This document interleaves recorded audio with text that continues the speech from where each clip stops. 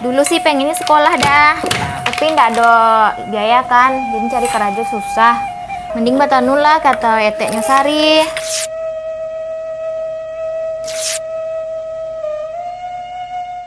Nama Yusran Taufik. Terus ditugas sebagai pemilik. Oh ya, milik soket, tuan soket. Oh, kok lah baralamnya ada bang, usaha Dari awak. kok dari nenek bang atau apa? Oh, kalau kami mungkin ke 10 tahun bang. Bang beraja soket itu dari mana dulu mampu ngendong bang? Dari orang rumah? Orang rumah bang. Iya, orang rumah aja awak kan. Asli awak Sejunjung bang.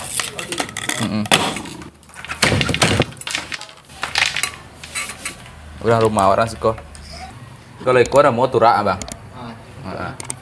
Fungsinya untuk membuat motif kok, cetak motif. Kalau ikut untuk wenang pakan nama kok, kok gunanya turak. Kalau yang kuning kok, wenang apa nama? Belang omeh untuk motif kok bang. Kalau ikut namanya bolero bang. Bolero. Iya. Untuk mengambil motif kok. Itu bang yang mau geser kok? Mana? Yang kok? Iko nama karo bang. Karo. Iya karo. Kalau iko nama sike. Iya. Kalau ada satuan karo sike. Itu bang. Kalau iko ko injak bang. Oh injak. Ayo fungsinya ko injak depan, ko injak belakang. Itu bang. Ada fungsi satu bang. Bang kok bang tertarik bang? Yo kerajanya yang pertama kerojo ndak pane kan. Kerojo di rumah. Itunya simpel. Simpel bang. Kalau gini ya. Ya simpel nih bang. Kalau dulu yo rumit rasanya mencondiaknya. Tapi lah di kerojon ndak lah bang. Lah biasanya. Berarti tahun berapa mulai pertama kali? 2012 lah. 2012. Ya.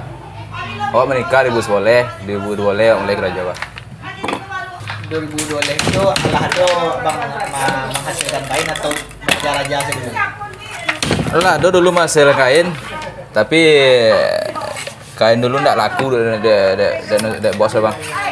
Sampai potong timpang. Oh gitu. Ya, dulu. Jadi yang membuat laku itu tuh apa bang? Yang membuat rancak itu. Oh, nama rancaknya. Ya hasilnya kerojonya bersih ya. Ndak tipang kan.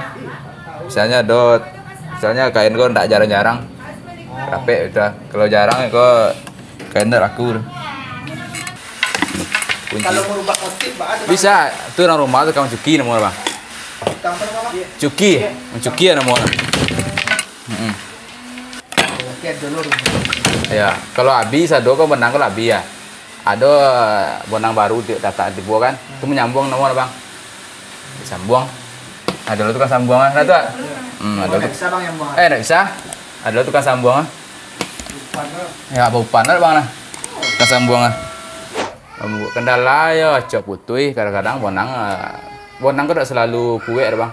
Kadang ada bonang lapuk apa kan. Pemutih dan nonnya itu membuat kendala. Ada dulu ndak terpakai bonang kau cie dah. Godok sado kan, bonang tu lapuk bang.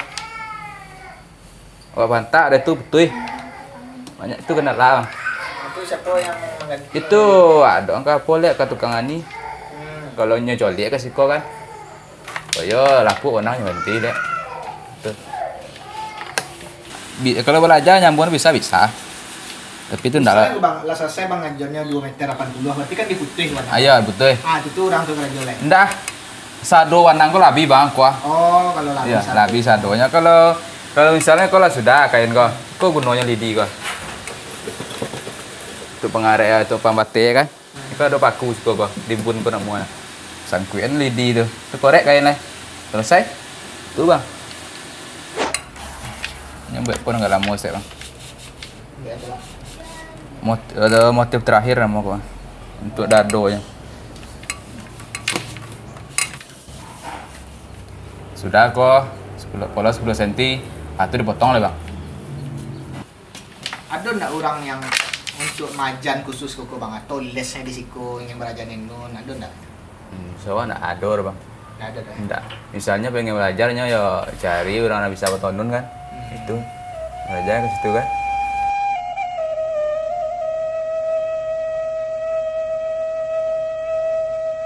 Nama kak apa kak? Sari Meliza, Oh, emak kak? 30 lah. Dari tahun bara kak belajar 2009. Dulu berarti kak belajarnya dari Dari orang gaib. enggak dari orang dari Induk Somang.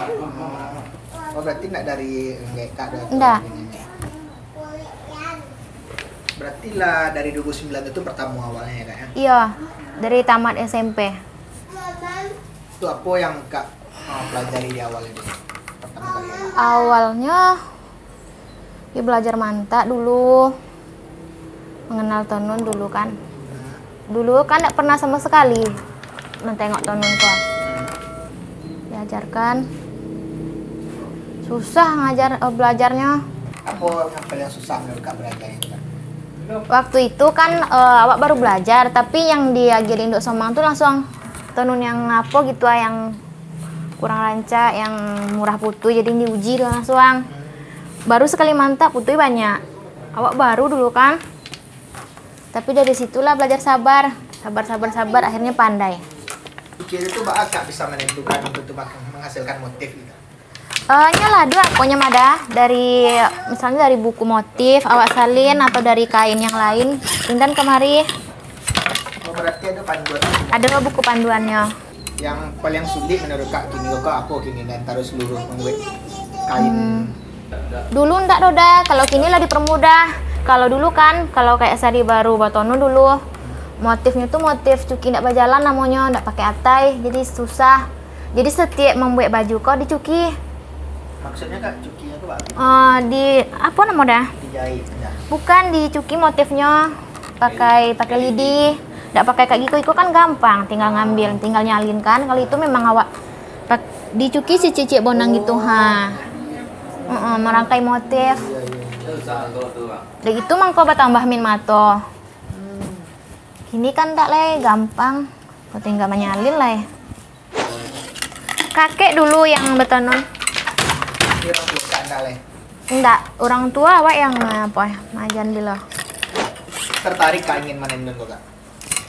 Dulu sih pengennya sekolah dah, tapi enggak ada biaya kan, jadi cari kerja susah. Mending batanun lah kata eteknya Sari. Waktu itu kan masih belum itu tanun le doh. Mencigo hasilnya anca, tertarik. Tapi alhamdulillah dari situ sampai ke yang lain bisa batanun. Kalau cari kerja kan payah di Selungkang. Kalau tanun menjanjikan. Iya.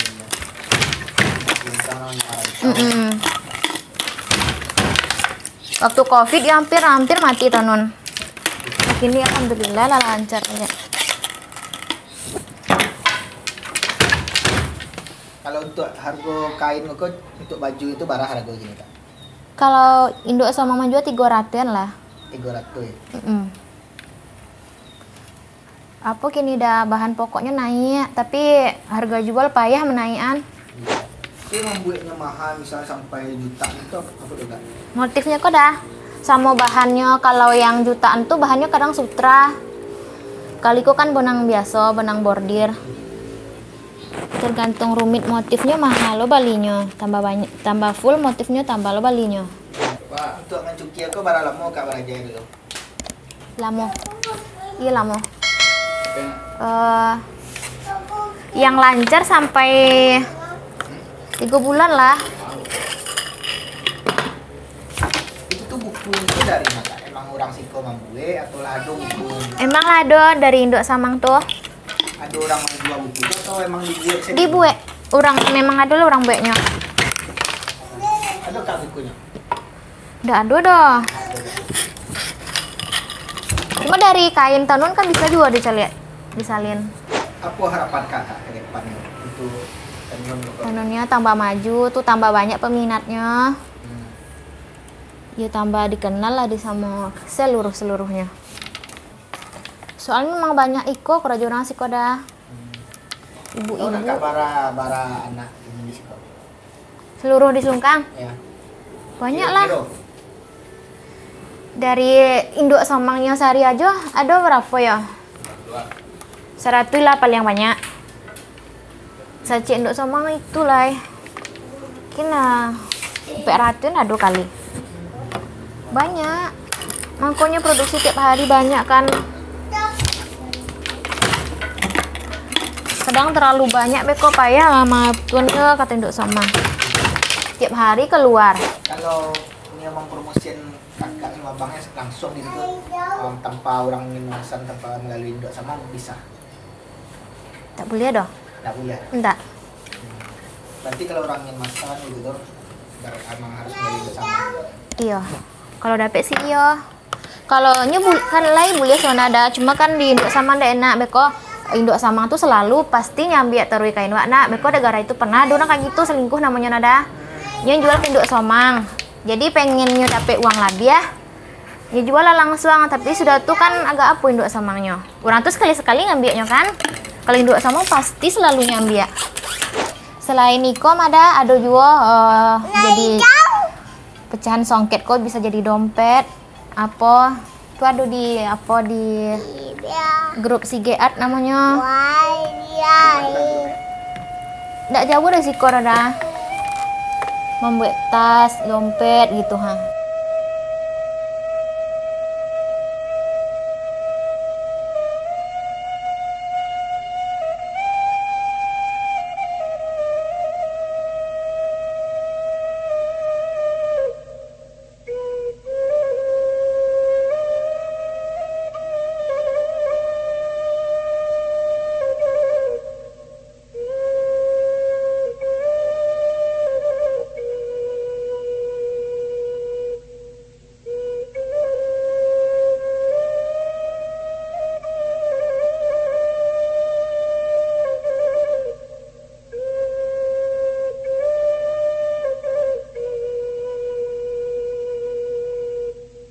Nama saya Rita, pemilik toko songket INJ.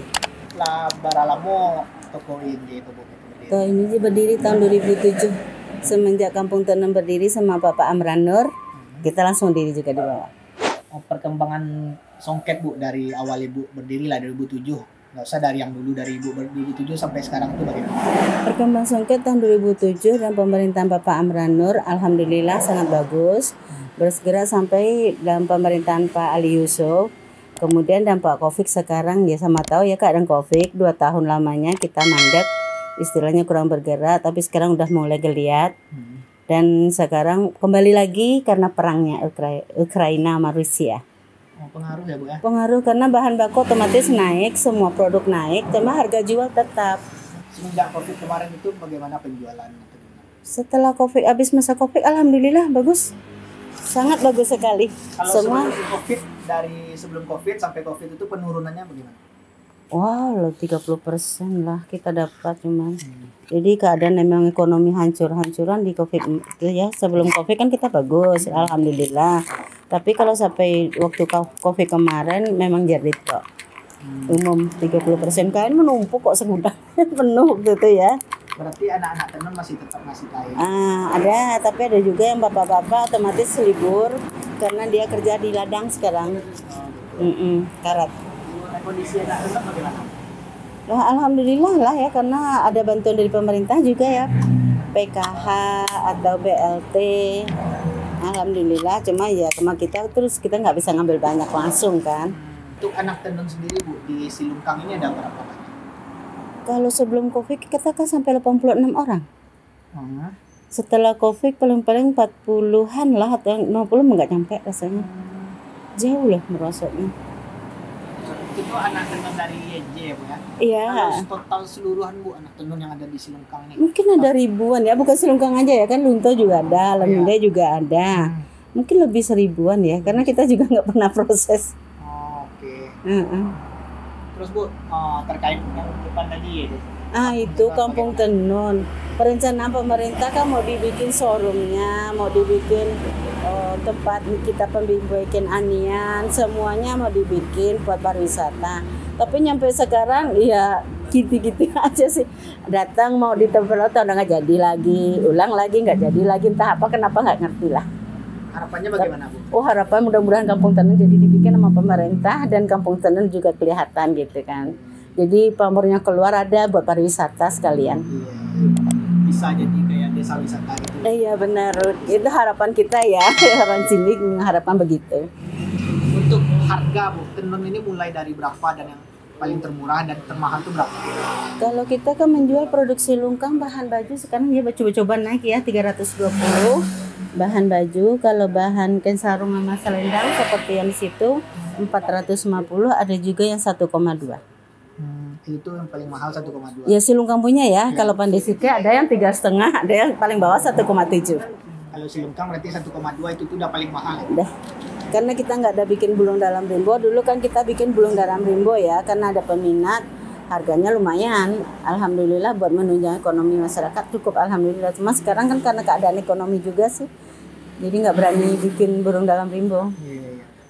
Apa yang bikin harganya itu mahal dan Motifnya, Iya. cara kerjanya otomatis kan lama ya, karena kita bikin itu pakai mencukil itu istilahnya. Ngitung-ngitung benang ke atas ke bawah, jadi kerjanya lama, otomatis harga naik, juga seninya diambil di situ. Filosofinya macam-macam, sejarah zaman dahulu kan kita ada cerita-cerita juga kan tentang cerita tentang apa tuh. Untuk produksi, Bu, seminggu atau per hari itu Ibu bisa terima berapa dari harga? Kalau per minggu lebih 100 sekarang ya. Lebih 100 alhamdulillah. Pas Covid? Iya, mau tamu kita harus nanggung ya. Anak tenang nggak makan nggak mungkin ya, kita juga tetap ngambil. Cuman sebagai stok bahan kayak waktu itu. Tapi alhamdulillah setelah Covid kan habis semuanya. Alhamdulillah. Untuk si lungkang, Bu. Lungkang itu tuh ada berapa motif yang ada di lungkang? Macam-macam ya nama motifnya ya. Macam-macam, ada yang burung dalam kalau sekarang enggak ya, bahan motif anggur, pojok rabuang, tiap pulang patang, bintang-bintang, dasi-dasi, macam-macam. Cuman yang dibikin yang bahan baju ini motifnya, ada bunga tulip juga, ada bunga teratai, macam-macam ya. Cuman kalau kain sarung umumnya kain sarung selendang kecil gitu aja, atau kain sarung selendang besar, nggak ada motif tertentu. Kalau zaman dulu kan ada itu yang filosofi burung dalam rimbo itu. Harapan Ibu nih, Bu, untuk pemerintah provinsi atau pemerintah di sini apa ini? Harapan kami mudah-mudahan lah semuanya instansi pemerintah memakai produksi lungkang, khususnya bahan baju ya yang bisa dipakai buat ke kantor. Itu harapan ya, amin, mudah-mudahan tercapai. Terus harapan Ibu untuk anak-anak tenun juga nih supaya lebih semangat apa? Harapannya ya supaya ini mau pada nggak tahu lah ya, pelanggan ini bisa naikin harga apa enggak. Kalau pelanggan naikin harga otomatis kan pengrajin senang juga kan, ekonominya otomatis berputar. Atau bahan baku kalau dapat dikurangi harganya. Kalau nggak bisa jual harga jual mahal ya. Kalau peminatnya, Bu, dari dulu sampai sekarang apakah peminat songket ini naik atau gitu-gitu aja? Kayaknya naik ya. Setiap tahun alhamdulillah ada kemajuan kenaikannya. Pemerintah juga buat MTQ, kami pakai seragam songket. Kebanyakan ya alhamdulillah ada kemajuan, cuman pengrajin kan banyak juga. Jadi stok barang terus banyak. Kan barang kita sampai ke Singapura juga. Singapura, Malaysia. Tapi kalau kita cuma Singapura, kita nggak masuk Malaysia ya. Ayo ibu-ibu, bapak-bapak temenin ibu-ibu belanja ya ke toko songket INJ Jalan Lintas Sumatera, Silungkang, Kota Sawah Lunto, Sumatera Barat.